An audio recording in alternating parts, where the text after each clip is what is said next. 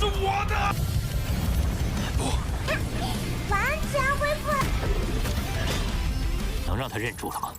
主人，强者是一个根本性的。等我下次过来。千丝图，宇宙最强者，借残存神力生成的能量体。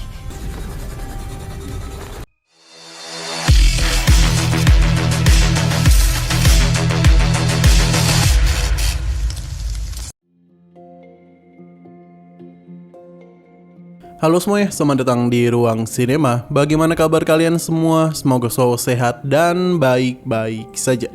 Pada hari ini kita akan kembali melanjutkan series Donghua Penakluk Bintang episode terbarunya, yang mana ini adalah episode yang ke-228-nya.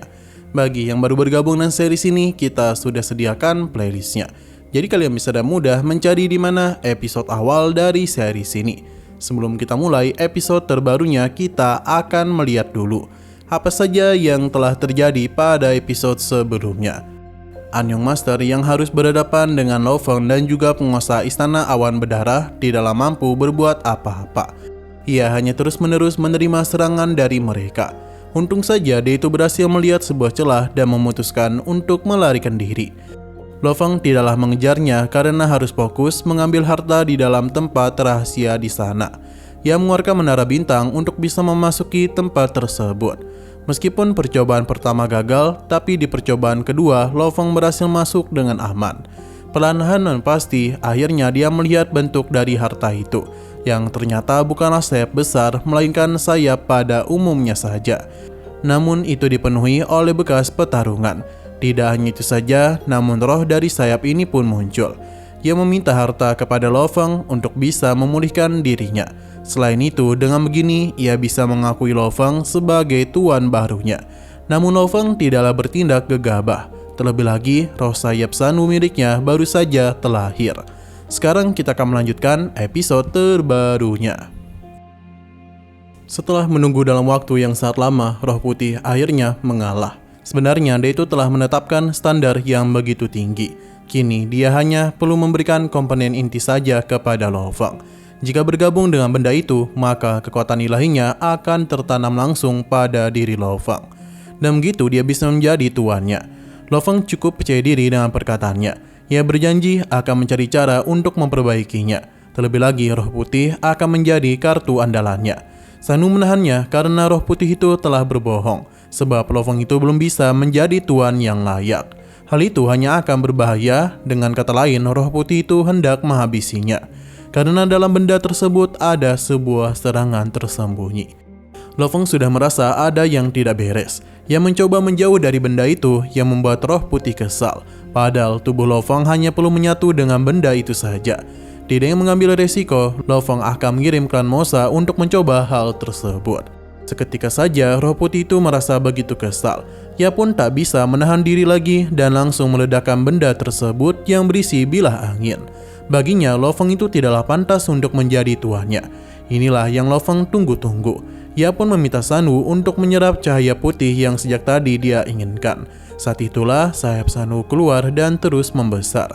Roh putih akhirnya sadar kalau roh sayapnya telah lahir. Ia tidaklah pernah menduga hal tersebut. Sementara itu, Sanwu sendiri akan terus menyerap semua cahaya putih di sana, karena itu adalah makanan untuknya. Roh putih pun memintanya berhenti karena bagaimanapun energi ini adalah miliknya. Sayap Sanwu tidaklah terlalu peduli. Ia hanya terus mukbang kekuatan tersebut. Terlebih lagi, mereka itu adalah satu kesatuan.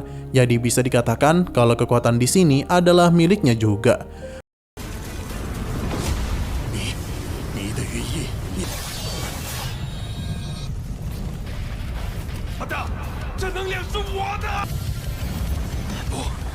Roh putih berusaha untuk menghentikannya, namun semua itu sia-sia saja. Berkat kekuatan itu, roh Sanwu telah sembuh total. Sementara roh putih sangatlah murka.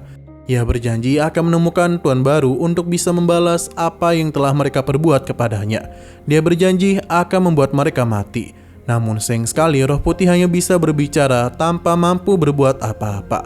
Ia hanya mampu melihat sayap Sanwu yang mengambil kekuatan yang selama ini dia kumpulkan. Pada sayap Sanwu telah pulih secara alami. Ia bisa menggunakan 10/10 unit energi. Namun sangat disayangkan, Lo Fong masihlah belum bisa ia jadikan sebagai tuannya. Karena itulah Sanu tidaklah bisa menyimpan seluruh kekuatan tersebut. Sayap Sanu kembali kepada diri Lo Fong. Berhubung dia tidak terlalu sibuk, Lo Fong itu akan tetap di sini dulu sambil mengasah kemampuan miliknya. Karena bagaimanapun, noda darah pada sayap itu memiliki kekuatan mental yang kuat. Pada akhirnya, 1200 tahun sudahlah berlalu. Ia penasaran apakah Sanu sudah mampu mengenalinya sebagai tuannya.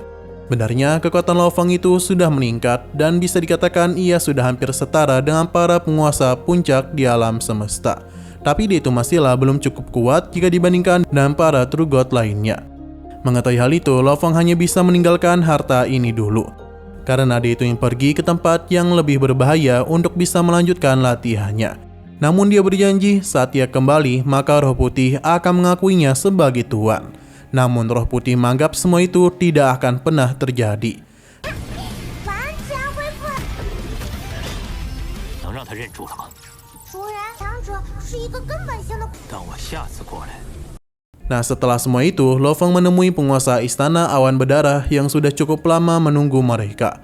Berhubung kekuatan Sanu telah mengalami peningkatan, jadi Lo Fong langsung saja menggunakan teknik kerajaan emas miliknya. Kini dia itu sudah mampu menjangkau 80 tahun cahaya dan mampu menutupi seluruh ruang di sini. Tapi ada yang aneh di sana karena ternyata ada sebuah lorong tersembunyi. Karena penasaran arah dari lorong itu, Lo Fong pun memutuskan untuk melakukan perjalanan. Ia akan kembali menggunakan menara bintang untuk bisa melakukan perjalanan. Selain itu, Lo Fong ternyata juga telah mengutus klan Mosa. Tempat itu benar-benar sangatlah panas. Sementara menara bintang berada tepat di belakangnya. Klan Mosa mencoba untuk menyentuh sesuatu di depan sana. Namun lengannya langsung saja terbakar. Padahal tubuh ini berada di tingkat Universe Master. Tapi hawa panas itu benar-benar bisa membakar tubuhnya. Perjalanan masihlah belum berhenti dan akan terus mereka lakukan. Sebenarnya dia itu sudah menempuh beberapa tahun cahaya dalam lorong itu. Lo Fong mulai menduga kalau semua itu berada di tepi puncak alam Xingfang. Dan jarak yang sudah dia lalui sejauh ini, Lo Fong merasa ia telah mencapai perut gunung tersebut. Di sepanjang perjalanan itu tidak ada pemandangan apapun selain api. Bahkan saking panasnya, tubuh Mosa pun sudah tidak mampu bertahan lagi. Ia pun masuk ke dalam menara bintang. Dan hawas panas itu maka sudah cukup memusnahkan para True God yang kehilangan baju besinya. Sementara suhu dalam menara sama sekali tidaklah mengalami perubahan, yang menandakan betapa kuatnya harta itu. Tak lama kemudian sebuah guncangan pun terjadi, di mana sepertinya mereka itu telah tiba di tujuan akhir dari tempat itu. Ternyata ruang yang Lo Fong masuki itu adalah salah satu dari berbagai ruang yang ada di dalam tempat rahasia. Tapi tempat inilah yang menjadi tujuan akhirnya. Terlihat kalau suhu di tempat itu benar-benar sangatlah panas. Bahkan tidak terhitung lagi jika diukur. 不愧是至强至宝。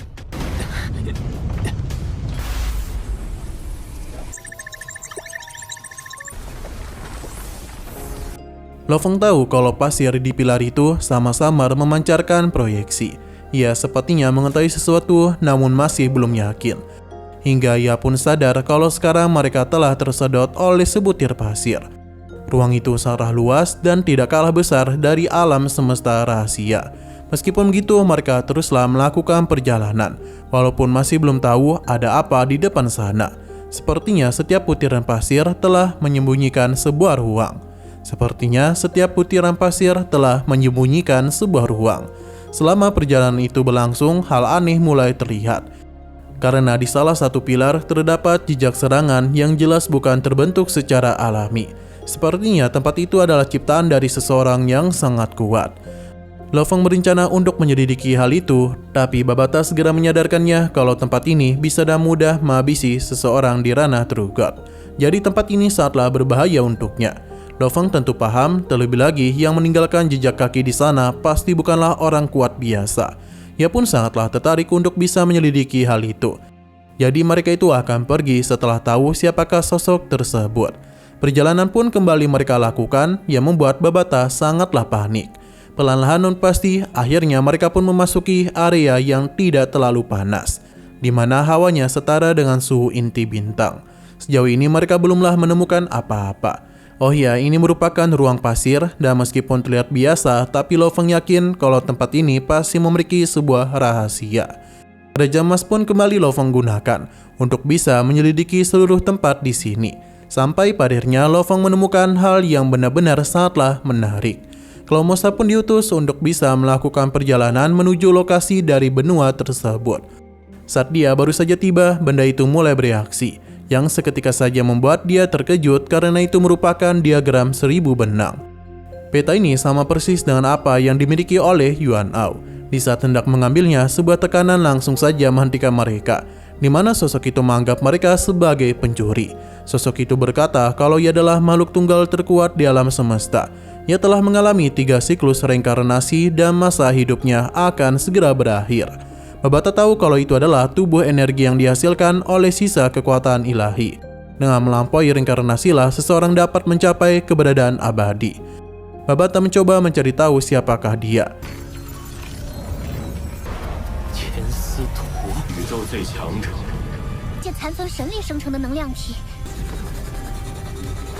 Sosok ini sendiri tidaklah tega membiarkan hasil kerja keras hidupnya selama ini sia-sia karena kematian. Karena itulah sebelum dia pergi, dia telah meninggalkan sebuah token kosmik dan peta di sini. Babata mulai melakukan penyelidikan kepada seluruh peta tersebut, di mana dia benar-benar terpukau. Karena peta itu telah mencatat segalanya dari salah satu 3 zona terlarang di lingkaran alam semesta. Dengan peta itu maka para makhluk kuat pasti akan sangat tergiur. Mereka bahkan sudah menandai area-area yang berbahaya. Selain itu, lokasi dari berbagai harta juga sudah cukup untuk membuat kekuatan apapun di lautan alam semesta menjadi gila. Lo Feng yang penasaran langsung saja menyentuh salah satu titik, yang langsung membuatnya tahu di manakah titik dari lokasi harta karun.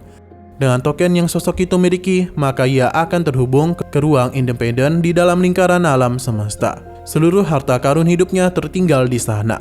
Lo Feng seketika saja mendapatkan pencerahan. Sosok itu berharap kalau generasi mendatang yang bisa menemukan warisannya merupakan orang yang tepat.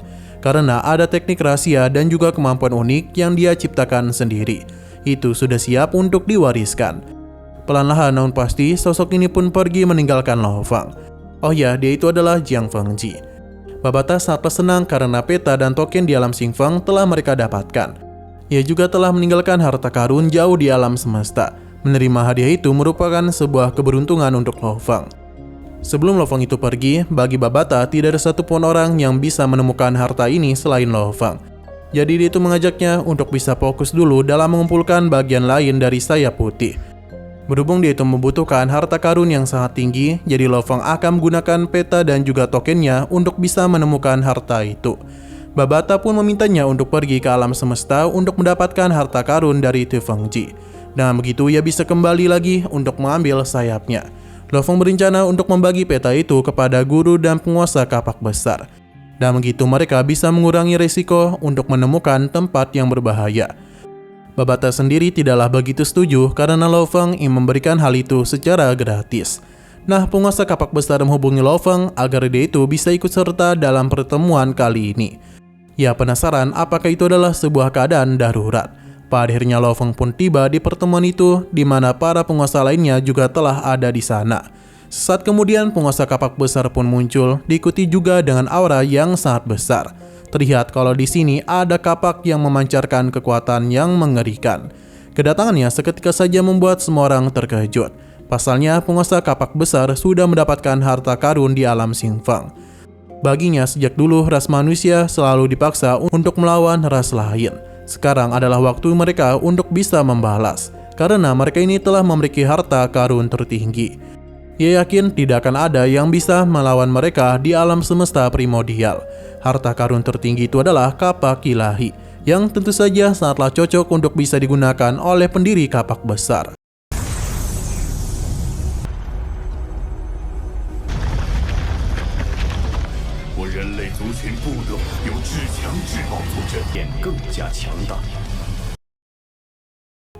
Nah, sayang sekali lagi seru-serunya, episodenya pun harus bersambung dulu. Namun sebelum kita akhiri, seperti biasa kita akan melihat preview bagian selanjutnya. Di hadapan Lo Feng itu ada sebuah kapal luar angkasa, di mana ukurannya sendiri benar-benar sangatlah luar biasa besar. Seseorang pun meminta Lo Feng untuk selalu berhati-hati. Pasalnya, dia itu melakukan perjalanan seorang diri saja. Selain itu, terdapat sosok lainnya juga di sini, di mana ia tidak menduga kalau umat manusia akan mempercayakan sayap perak kepadanya. Sosok kuat ini pun berencana untuk mengampuninya. Tapi Lo Feng tidak akan tinggal diam saja dan mulai memberikan perlawanan. Pesawat luar angkasa ini benar-benar luar biasa besar. Bahkan Lo Feng itu harus bertemu dengan 3 True God sekaligus. Yang tentu ini adalah masalah besar untuk dirinya. 周周，果然无愧，我懒得浪费时间。人类，我便饶过你，我懒得浪费时间。这么大的宇宙中，这 Oke, sekian dulu pada video kali ini. Untuk video selanjutnya akan segera hadir. Jadi bagi kalian yang ingin mengikuti series ini, langsung saja klik subscribe dan aktifkan loncengnya.